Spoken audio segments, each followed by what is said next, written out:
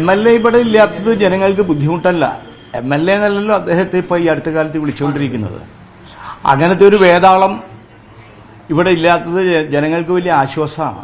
ഇതിൽ എനിക്ക് വ്യത്യസ്തമായിട്ടൊരു അഭിപ്രായം പറയാനുള്ളത്, ഇങ്ങനത്തെ ഒരു അപരാധം പാലക്കാട്ടെ പാവപ്പെട്ട മനുഷ്യരുടെ തലയിൽ കെട്ടിവെച്ചതിന് കോൺഗ്രസ് പാർട്ടി പാലക്കാട്ടെ ജനങ്ങളോട് മാപ്പ് പറയണം.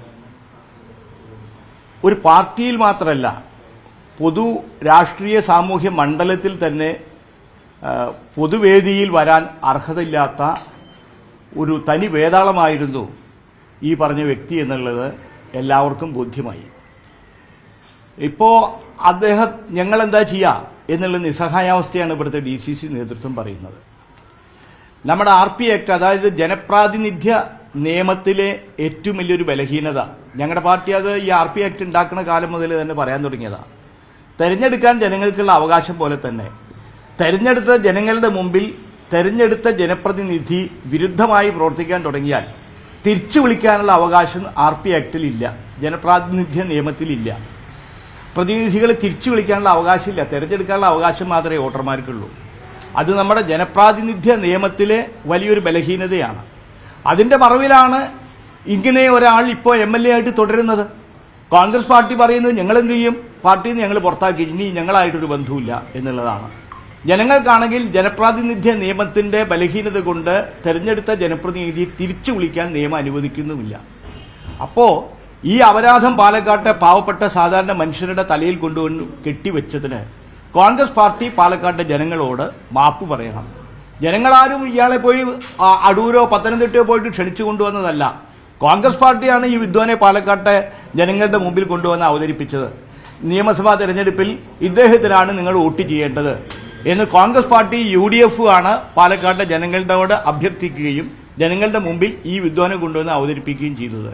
പാലക്കാട്ടെ ഒരാളും പത്തനംതിട്ടയിൽ പോയിട്ട് ക്ഷണിച്ചു കൊണ്ടുവന്നതല്ല ഇദ്ദേഹത്തെ. എന്നിട്ട് ഇപ്പോൾ കോൺഗ്രസ് പാർട്ടി DCC നേതൃത്വം ഞങ്ങൾ എന്ത് ചെയ്യും എന്നുള്ള ഒരു നിസ്സഹായത പറഞ്ഞാൽ അത് പാലക്കാട്ടെ ജനങ്ങൾക്ക് പൊറുക്കാനാവില്ല.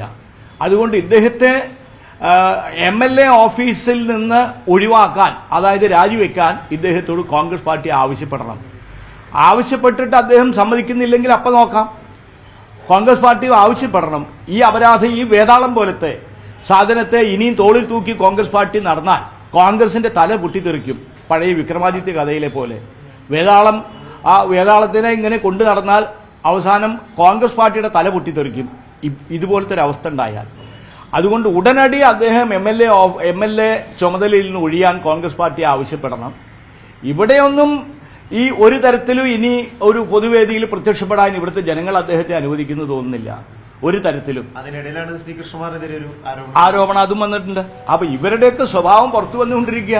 അതായത് ഈ വലതുപക്ഷ രാഷ്ട്രീയം എത്രത്തോളം ജീർണതയാർന്നതാണ് എന്ന് കേരളത്തിലെ പാലക്കാട്ടെ ജനങ്ങൾ തിരിച്ചറിഞ്ഞുകൊണ്ടിരിക്കുകയാണ്. ഞങ്ങളിത് പറയാറുണ്ട്, രാഷ്ട്രീയത്തിൽ ചില ശുദ്ധിയും ചില ധർമ്മനീതികളൊക്കെയുണ്ട്.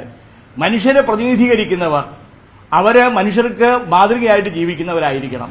എല്ലാ രംഗത്തും ഏത് തരത്തിലും ജനങ്ങളുടെ പ്രതിനിധിയായി വരുന്നവർ ആ വോട്ട് ചെയ്യുന്ന ജനങ്ങളുടെ മാതൃക, ജനങ്ങൾക്ക് മാതൃകയാക്കാവുന്നവരും സമൂഹത്തിന് മാതൃകയാക്കേണ്ടവരുമായി ജീവിക്കുന്നവരായിരിക്കണം. അങ്ങനത്തെ അല്ലാത്തവരൊക്കെ വന്നാൽ ഇതൊക്കെയാണ് സംഭവിക്കുക.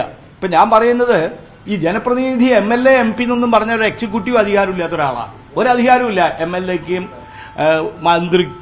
മന്ത്രിക്കുണ്ട്, MP-ക്കും ഇല്ല, MLAക്കും ഇല്ല, ജനപ്രതിനിധികൾക്കില്ല. പഞ്ചായത്ത് പ്രസിഡന്റിന് പോലും എക്സിക്യൂട്ടീവ് അധികാരമുണ്ട്. ചില സർട്ടിഫിക്കറ്റ് ഒക്കെ കൊടുക്കാനുള്ള അധികാരം നിയമപരമായി പഞ്ചായത്ത് പ്രസിഡന്റിനുണ്ട്. എന്നാൽ MP MLA വെറും ജനപ്രതിനിധികൾ മാത്രം, ഒരു എക്സിക്യൂട്ടീവ് അധികാരം ഇല്ലാത്തവരാണ്. ഇവർക്കൊക്കെ എന്തെങ്കിലും അധികാരം കൂടി കിട്ടുന്ന പദവിയിലേക്കൊക്കെ നിർഭാഗ്യവശാൽ എത്തിയിരുന്നു എങ്കിൽ എന്തായിരിക്കും ഈ നാടിന്റെ അവസ്ഥ?